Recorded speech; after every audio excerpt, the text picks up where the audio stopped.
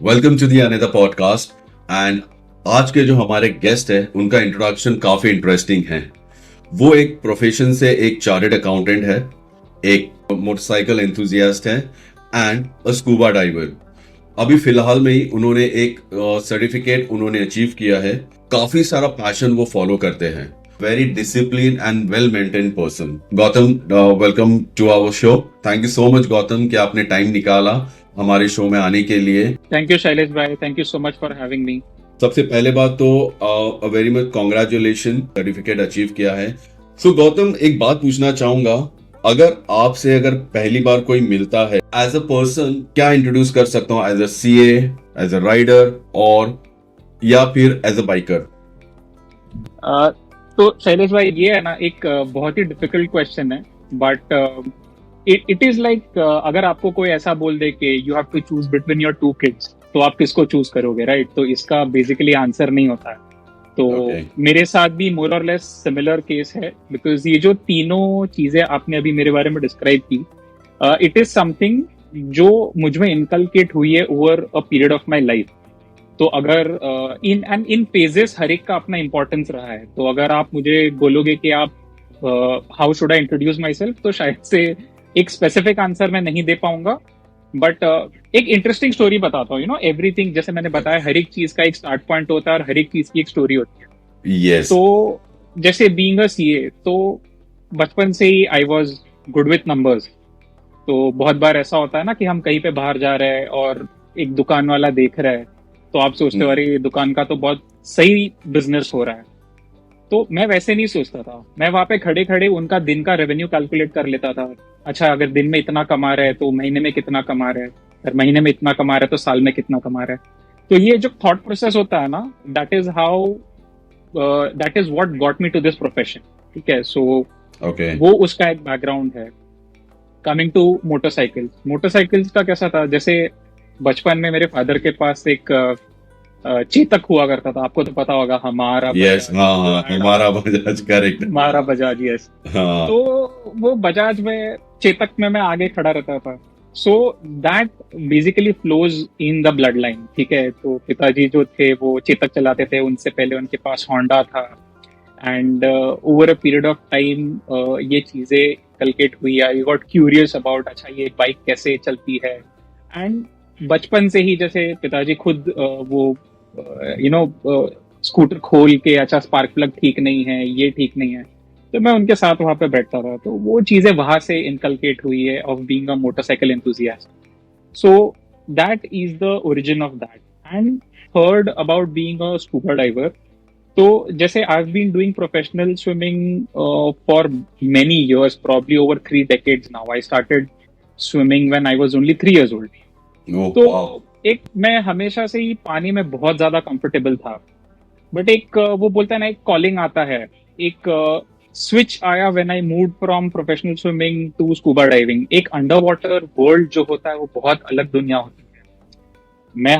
मैं रिक्वेस्ट करूंगा, अगर जहां पे भी किसी को चांस मिले, आपको वो वर्ल्ड एक बार एक्सपीरियंस करना चाहिए। सो स्कूबा डाइवर के लिए जो स्विच था, that happened probably 5-6 years back. When जब मैंने फर्स्ट टाइम स्कूबा डाइविंग किया था, तो बहुत सारे लोग डर जाते हैं, अरे ये क्या होगा, मुझे होगा या नहीं होगा। बट सिंस मैं पानी से बहुत ज्यादा कंफर्टेबल था, I started doing it. And over a period of time उसमें इतना इंटरेस्ट आया मुझे, that I started doing it at a certification level. तो पहले उसका एक ओपन वाटर सर्टिफिकेशन होता है, फिर एडवांस्ड होता है, तो उसके बाद first response, emergency first response diver होता है, फिर रेस्क्यू डाइवर होता है। तो आपने अभी जो सर्टिफिकेशन के बारे में बताया, तो मैं अभी रेस्क्यू डाइवर का मेरा सर्टिफिकेशन करके आया। Good, great. So my personality would be a mix of all these three things and nothing one specific thing put together. एक इंसान को सिर्फ एक ही डायरेक्शन या एक ही पैशन को फॉलो नहीं करना चाहिए। अगर वो मल्टीपल पैशन अगर रखता है एंड टैलेंटेड है, तो टैलेंट कहीं ना कहीं काम आता ही है। जैसे आपने कहा कि स्विमिंग आपने बहुत छोटे उम्र से स्टार्ट किया, एज अ मोटरसाइकिलिस्ट को बाइक चलाना है एंड ट्रैवल करना है, तो ये थॉट दिमाग में कैसे आया फिर?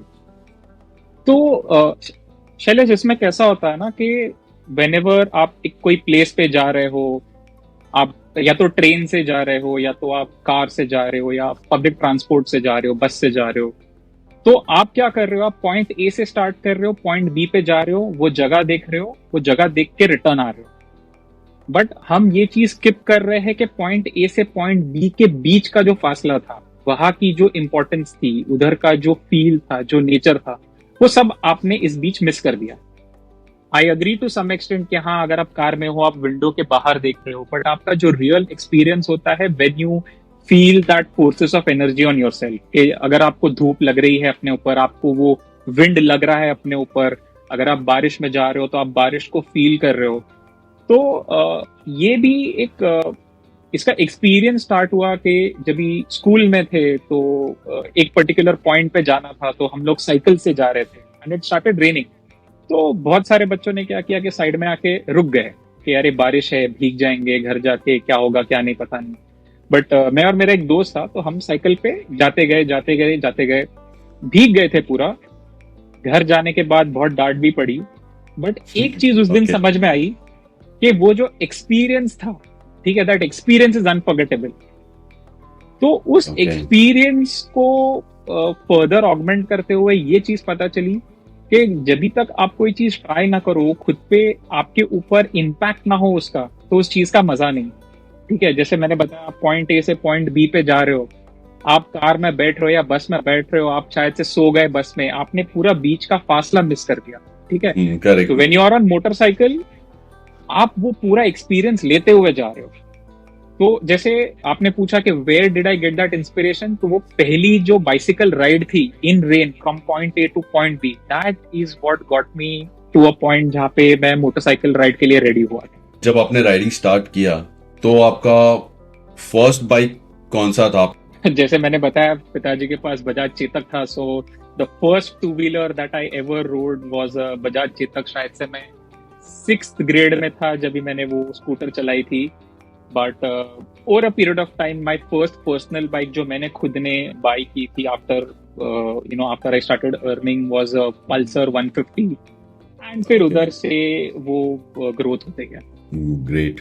बाइक चलाते वक्त आपने अभी तक कौन सी जगह जो है वो आपने कवर किया है? आप कहाँ कहाँ घूम के आ चुके हो? एंड आई होप एक चीज तो कॉमन होगा, सॉरी, लद्दाख तो होगा ही। यस, मतलब वो it is every bikers dream.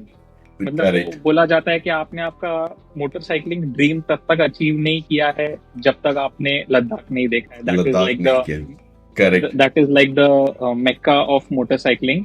However, हाँ. to some extent, I kind of disagree with that also. There are many more places which are equally beautiful.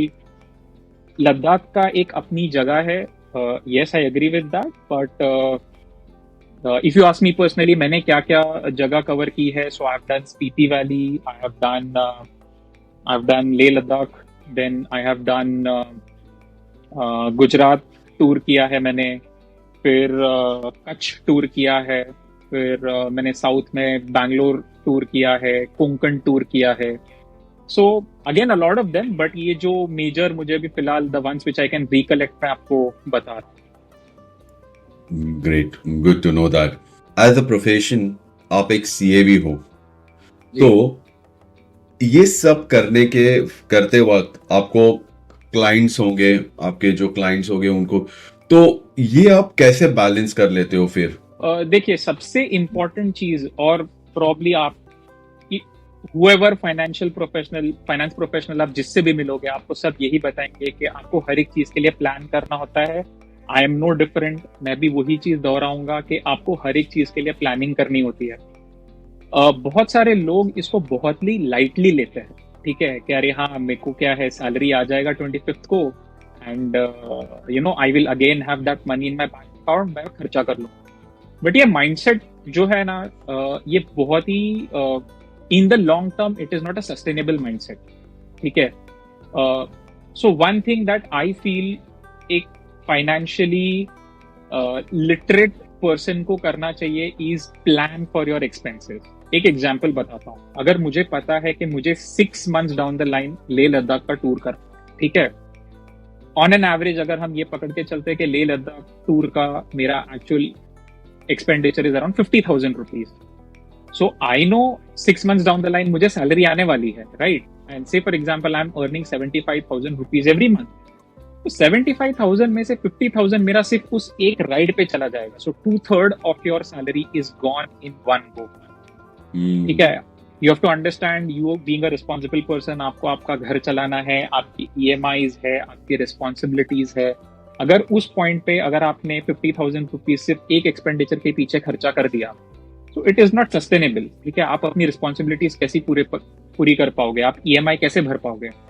On the contrary, अगर मुझे पता है मुझे 6 months डाउन द लाइन जाना था और अगर मैं हर महीने 10,000 रुपीज सेपरेट रख रहा था उस एक्सपेंडिचर के लिए, end of the day I would have been very comfortable doing that expenditure. And the most important thing, मुझे उस एक्सपेंडिचर का गिल्ट नहीं होता. बहुत बार ऐसा होता है कि हम वो खर्चा कर तो लेते हैं, खर्चा करने के बाद वो गिल्ट रह जाता है, गिल्ट रह खर्चा नेसेसरी था या नहीं था. So in this case if you plan very well for it, अगर आप फाइनेंशियली लिटरेट हो, फाइनेंशियली डिसिप्लिन्ड हो, the important term being discipline, तो आप ये सब चीजें अवॉइड कर सकते हो.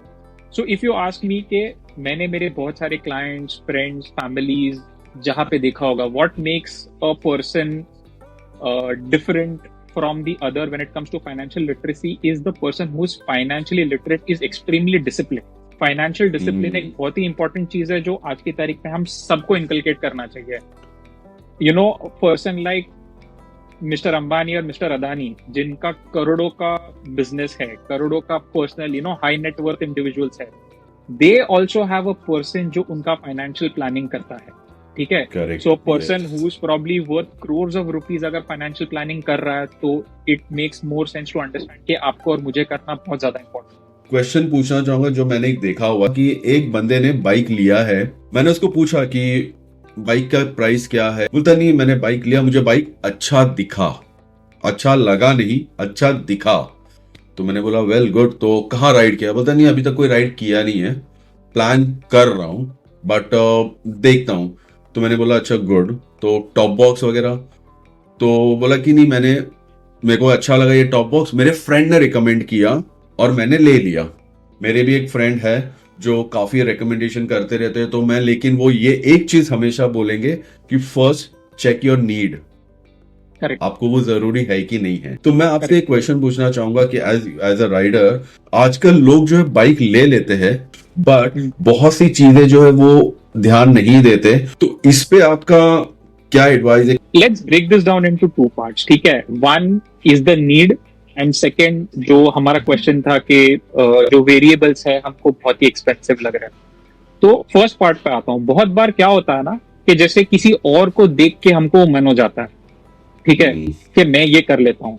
सच रास्ते पे जाते हुए रोल्स रॉयस देख के मुझे भी मन हो जाता है कि मैं रोल्स रॉयस ले लूं. इसका मतलब ये तो नहीं होता है कि मैं वो ले लूंगा. ठीक है. मोस्ट इंपॉर्टेंट चीज ये है कि आपको ये समझना है कि आपको उसकी यूटिलिटी कितनी है. The important term being utility. ठीक है.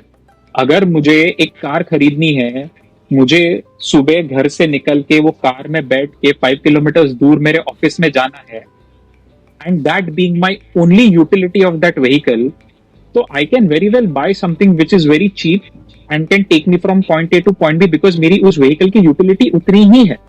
अगर मेरे पास मेरे फाइनेंसेस लिमिटेड है तो मैं एक फरारी नहीं खरीदूंगा पॉइंट ए से पॉइंट बी में जाने के लिए. Similar concept applies in the motorcycling world. अगर आपको ऑफिस ही जाना है रोज सुबह, तो उसके लिए आप एक BMW 1200 GS क्यों खरीदोगे? उसके लिए मैं क्या खरीदूंगा? If I was in that person's place, I would have bought a Splendor. Again the term over here being the utility of the product and your finances. ठीक है. तो बहुत सारे चीज इस कंसेप्ट को भूल जाते हैं. किसी और ने लिया है वो देख के ले लेते हैं, उस पॉइंट के जोश में ले लेते हैं, without keeping into picture your finances. जैसे मैंने बताया, financial discipline is very important. तो my advice to every young person who is getting into motorcycling is see what the utility of that vehicle is to you. अगर आप उस vehicle को उसके intended use पे नहीं यूज करने वाले, ठीक है, तो उस पर्टिकुलर व्हीकल में इन्वेस्ट करना जायज नहीं होगा. दूसरा पॉइंट आपने बोला कि जैसे EMI पे लोग ले लेते हैं, EMI पे लोग ले लेते हैं, तो कि लोग सिर्फ कैपिटल कॉस्ट के बारे में सोचते हैं. Now this is a financial jargon. तो मैं आपको बताता हूँ what is a capital cost and what is a variable cost. तो लोग क्या करते हैं कि 1 लाख रुपीज का बाइक है, ठीक है, तो लोग सोचते हैं कि हाँ ये तो मेरे ईएमआई में, ईएमआई इसका जो आएगा वो मेरे बजट में सेट हो जाएगा, और लोग वो व्हीकल खरीद लेते हैं। However, what people don't count for is the maintenance behind that vehicle, is the running cost behind that vehicle, is the wear and tear behind that vehicle। ठीक है, आपको हर 3 महीने में उस व्हीकल को सर्विस कराना है। ठीक है, अगर आप एक एक्सपेंसिव व्हीकल ले रहे हो तो उसकी व्हीकल की मेंटेनेंस भी उतनी एक्सपेंसिव होगी, उसकी वेयर एंड टेयर भी उतनी एक्सपेंसिव होगी, उसका रनिंग कॉस्ट भी उतना एक्सपेंसिव होगा। So the biggest mistake which I feel people do, and people need to consider this before buying any vehicle, इसके आप उसकी रनिंग कॉस्ट, मेंटेनेंस कॉस्ट देखो और फिर वो फाइनेंशियल डिसीजन लो।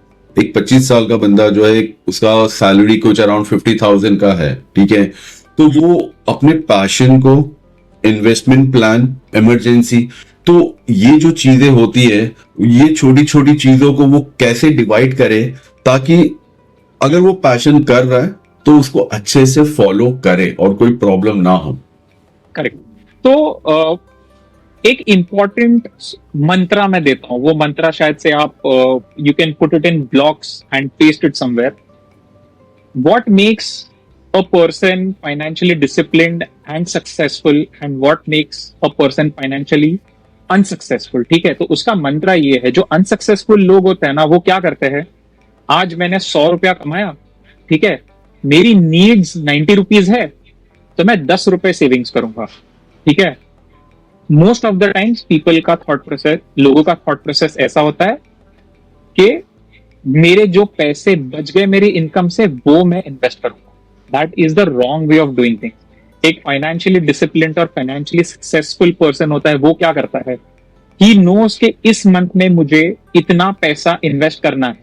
ऑब्वियसली उसकी कैलकुलेशंस होते हैं, बट ही नोज अगर मैं 100 रुपया कमा रहा हूं, 40 rupees of that has to be my investment. तो इन्वेस्टमेंट फिर हम ब्रेक करेंगे in the next few minutes. But वो क्या करेगा, 40 रुपीज इन्वेस्ट करने के बाद जो 60 रुपीज बच गए ना, उससे वो अपना खर्चा चलाएगा। So keep that in mind. If you want to be financially disciplined and successful, your mantra should be income minus your savings should be your expenditure, okay, and not the other way around। मुझे एक बात बताइए, एक bike rider को speed कितना important होता है एक डेस्टिनेशन में पहुंचने के लिए, और जब वो डेस्टिनेशन पे जाता है तो क्या नेचर एंजॉय नहीं करेगा, या सिर्फ बाइक चलाते वक्त थ्रॉटल देगा और डेस्टिनेशन पे पहुंच जाएगा, एंड पॉइंट ए से निकला, पॉइंट बी पे पहुंचा, वापस रिटर्न किया, ride is over. What exactly is the riding all about? See, riding in my opinion, again in my humble opinion, is all about enjoying the process। ठीक है, अगर आपको मुंबई से निकल के गोवा जाना है, अगर आपका थॉट प्रोसेस ये है कि मैं सुबह 6 बजे निकलूंगा और दोपहर को 2 बजे पहुंच जाऊंगा, 120 के स्पीड से जाके पहुंच जाऊंगा, सो इन माय ओपिनियन आप ट्रेन से ही चले जाते।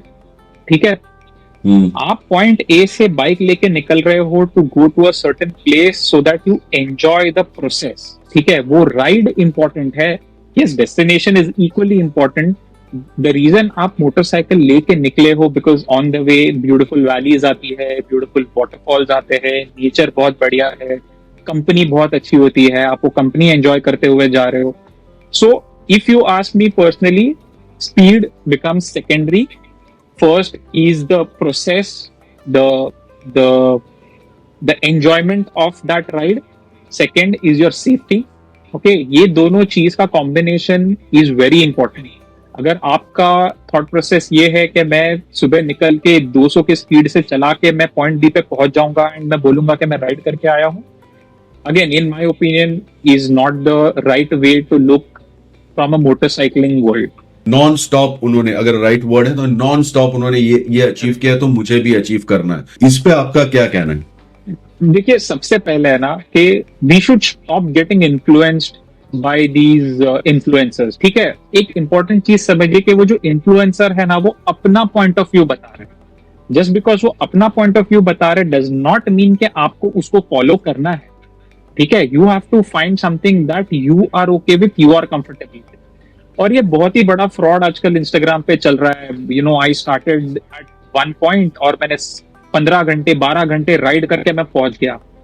भाई, आपने राइड किया है इसका मतलब आप ये नहीं एक्सपेक्ट कर सकते। And as a matter of fact वो कमेंट्स में लिख भी रहे हैं, let me do if you can do this, अगर क्या आपने कभी ऐसा किया है। इससे क्या हो रहा है, लोगों में गलत इंस्पिरेशन आ रही है। ठीक है, yes. लोग उस प्रोसेस का मजा नहीं ले पा रहे हैं। अभी उनका जो थॉट है वो ये हो गया है कि मुझे 12 घंटे के अंदर उस पर्टिकुलर जगह पे पहुंचना है। तो जो जिस इंटेंट से आपने मोटरसाइकिलिंग चालू किया था वो पूरा intent is taken over then. Yes, you should become a rider and a disciplined rider and not an irresponsible rider. और एक इम्पॉर्टेंट पॉइंट ये है ना कि again coming from both the adventure sport that I am involve in, तो जैसे diving और motorcycling में एक चीज बहुत ही कॉमन है और बहुत ही इंटरेस्टिंग है। एक हिंदी में कहावत है, नजर हटी दुर्घटना घटी। yes. ठीक है, तो बोला जाता है नेचर और फिजिक्स है ना वो किसी के लिए नहीं रुकता है। A split second of mistake and it will cost you your life. आप उस चीज का मजा लेने जा रहे हो, you are there to have that experience. वो आपके लाइफ का लास्ट एक्सपीरियंस क्यों बनाना, ठीक है? Correct. And be as much as prepared as you can. There is no thing as being over prepared. ठीक है, अगर आपने कोई चीज को ज्यादा प्रिपेयर कर लिया वो आपके लिए ही अच्छा है। एक एग्जांपल देता हूं, जैसे हम डाइविंग के लिए जाते हैं, we all go there with compressed air on our backs, ठीक है, बट फिर भी हम साथ में ऑक्सीजन सिलेंडर लेके जाते हैं इन इमरजेंसी केसेस। हम ये नहीं सोचते कि किसी को कुछ प्रॉब्लम आ जाए, ठीक है, कि हमने इमरजेंसी ऑक्सीजन लिया है, but it is always good to be prepared. Similar is the case of motorcycling. ठीक है, हम जितने ज्यादा प्रिपेयर्ड रहेंगे, जितना हमने प्रॉपर गियर पहना है, जितना प्रॉपर हेलमेट पहना है, ग्लव्स पहने हैं, प्रॉपर शूज पहने हैं, there is nothing called as being over prepared और over geared. Everything is for your safety. तो ये एक चीज मैं सभी व्यूअर्स को बोलना चाहूंगा कि कभी भी ये थॉट प्रोसेस दिल में मत रखना कि अरे उसने तो राइडिंग पैंट्स नहीं पहने हैं तो मैं क्यों पहने। ठीक है, that is not the case. Probably एक ऐसा पॉइंट आएगा और एक ऐसा सिचुएशन आ जाएगा, God forbid, I don't want that situation to come, but एक ऐसी नौबत आ गई कि अगर आपने राइडिंग पैंट पहना होता तो अच्छा होता था, मे बी आपके नी स्क्रैप नहीं हुए। So never ever do what others are doing, do what you feel is the right thing to do. Correct. So Gautam, मुझे एक बात पूछना था कि अगर किसी को ये पैशन में फॉलो करना है तो what is the financial advice इसके ऊपर होना चाहिए? ठीक है, सो एंड ये जो मैं फाइनेंशियल एडवाइस दूंगा ना, this is not specific to a person who comes और who wants to pursue the passion of motorcycling. ये एक कंसेप्ट है जो जेन्युइनली सभी लोग फॉलो कर सकते हैं, whether you are into business, आप सैलरीड हो, आपके जो भी सोर्सेज ऑफ इनकम हो। First thing first, this is a thumb rule that I personally follow, और ये मैं मतलब जैसे मैं सबको बता रहा हूं बट मैं खुद भी ये फॉलो करता हूं कि आपकी जो इनकम है, से for example if you are salaried person, आपको एक पर्टिकुलर डेट पे सैलरी आती है, in my opinion you should be saving at least 1/3 of your salary. अगर आप 100 रुपए आपको इनकम आ रही है, 1/3 of that salary should be savings, and this savings can B bifurcated. उसमें से थोड़ी बहुत सेविंग्स आपकी लॉन्ग टर्म सेविंग्स हो सकती है, थोड़ी बहुत सेविंग्स आपकी शॉर्ट टर्म सेविंग्स होती है, which is to fulfil your future needs. For example मैंने बताया 6 मंथ्स डाउन द लाइन आपको लेह लद्दाख का टूर करना है, तो some amount of that savings can be specifically reserved for these type of expenditures. ठीक है, फिर 50% of your total salary, not more than 50% of your total salary, 50 to 60% should be going in maintaining your lifestyle. ठीक है, अगर आपके lifestyle expenditures, and when I say lifestyle expenditures that includes your household running cost, अगर आपकी 70 to 80% हो रही है, that is not a healthy financial decision. Your household running cost and your overall cost should be between 50 to 60% of your overall salary. ठीक है, okay. और जो बीच का जैसे बच गया, जैसे मैंने बोला आपको 33% सेव करना है, ठीक है, तो बचे आपके पास कितने, करीबन 66.3%। मैंने बताया 50% शुड बी दिस। तो बाकी का जो बीच का 15% जो मैंने बताया ना, दैट इज अ बफर। ठीक है, उसको हम बोलेंगे इमरजेंसी फंड। तो इमरजेंसी फंड आपको हर महीने, यू नेवर नो, इन आज के तारीख में मैं हमेशा ये चीज बोलता हूँ, कॉमन मैन और person from a medium house hold और जैसे LIG या MIG बोलते हैं, मीडियम इनकम ग्रुप बोलते हैं, we are one hospital visit away from being poor. ठीक है, आज के तारीख में फॉर वट एवर रीजन आपको अगर कुछ गॉड फॉरबिड ऐसी नौबत आ जाती है कि आप हॉस्पिटल में एडमिट हो रहे हो 5 to 10 डेज के लिए, तो उसका बेयर मिनिमम एक्सपेंडिचर जो आ जाता है वो करीबन 8 to 10 लाख रुपीज हो जाता है in a city like Mumbai. ठीक है, so I always say we are one hospital visit away from being called और being categorized in poor, because आपकी जो पूरी सेविंग्स होती है वो उसमें यूज हो जाती है। So you should always maintain that emergency buffer. तो जैसे मैंने बता दिया, आपकी लाइफस्टाइल एक्सपेंडिचर 50% होनी चाहिए, 33% of your salary should be savings. बीच का जो ये 10 से 15% बच गया, that should be your buffer savings. And obviously over a period of time आप इस बफर सेविंग्स को और कहीं पे यूटिलाइज कर सकते हो, जब भी आपके पास एक good amount of fund ready हो जाए टू मीट सच एक्सपेंडिचर। और जैसे बहुत सारे जन बोलते हैं हाँ मेरे पास इंश्योरेंस है, but in spite of having insurance, it is always good to have that emergency fund. There have been situations which I have personally seen जहाँ पे insurance was late, हम वो जो सर्जरी थे वो डिले नहीं कर सकते थे, and we had to pay that cost upfront. ठीक है, so in such cases वो जो buffer आप रखोगे ना वो बहुत important हो जाता है। So always have a habit of जैसे मैंने बोला फाइनेंशियल डिसिप्लिन मेंटेन करना है। So this is the discipline I was talking about. Of your total salary 50% should be your lifestyle expenditures, 33% should be savings. The differential should always be your buffer, which over a period of time you can convert it into a long-term savings and restart that buffer.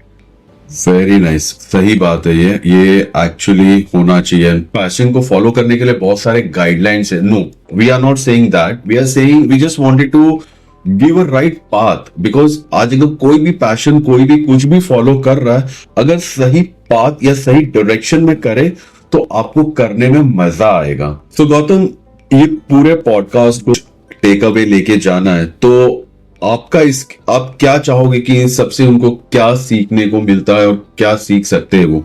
Point wise मैं इसका answer दूंगा। ठीक है, first is be extremely disciplined financially and in your personal life as well. इससे क्या हो जाता है कि बहुत सारी चीज you know when they are going to happen and how they are going to happen, because आप एक पर्टिकुलर पाथ फॉलो कर रहे हो। ठीक है, दूसरी चीज, जैसे ये मैं सबको बोलता हूँ, it is not necessary that it has to be an expensive hobby, but have a hobby. ठीक है, we all know what depression levels in world are today. ठीक है, always pursue your passion. It does not have to be monetarily expensive. आप drawing कर सकते हो, आप painting कर सकते हो, आप कोई म्यूजिकल इंस्ट्रूमेंट सीख सकते हो। You can do that very well nowadays. YouTube पे सब कुछ अवेलेबल है। Please follow your passion, it will help you stay alive. ठीक है, व्हेन आई से alive, not like alive, but you will be mentally very sound when you do this. Happening person or like a chill or jolly kind of person, yes. Exactly. आपकी personality change हो जाएगी when you are mentally very stable, and all these things help in that. And third and the most important thing जो मैं सबको बोलूँगा is in today's world, in 21st century, life is uncertain. ठीक है? So if you have to take that, if you have to make that ride, please go for that ride. अगर आप वो travel करना चाह रहे हो, please वो travel करिए. If you have planned to buy that motorcycle, please उसको मत टालिए. Please go and buy that motorcycle. If you had to go on that trek, please go on that trek, because you just don't know what will happen tomorrow. Today is the only day. So please live your life to the fullest. आज से मैं भी कुछ चीजें जो है इसमें से फॉलो करने वाला हूँ। बहुत ही अच्छा लगा। Once again, thank you so much for joining with us, and आपकी जो वैल्यूएबल थिंग्स और थॉट्स जो आपने हमारे साथ शेयर किया, जो एडवाइस हमें दिया, आई होप हमारे ऑडियंस को वो बहुत ही अच्छा लगेगा and they will also follow that. All the best, and जो आप कर रहे हो इंस्पायर करते रहो, और भी लोग जो है वो इंस्पायर होते रहेंगे। आप हमारे लिए इंस्पिरेशन भी है काफी लोगों के लिए ये चीजें। So yes, that's it guys, and really thank you so much Gautam भाई to joining with us. Thank you, Shailesh bhai, for having me. And again, as a finisher, if there is anybody from the riding community who would want to better understand their finances and need some guidance, please feel free to contact with either Shailesh bhai or me, and I'll be happy to help you in any ways I can. Yes sure, definitely कुछ भी question रहा तो आप पूछ सकते हो। मैं गौतम का जो है वो आईडी जो है, इंस्टाग्राम आईडी जो है डिस्क्रिप्शन में दे दूंगा, या फिर जो है वीडियो की स्क्रीन पे भी दे दूंगा, so that anybody can contact. Thank you so much Gautam भाई। Thank you so much, Shailesh bhai. मजा आया। Thank you guys.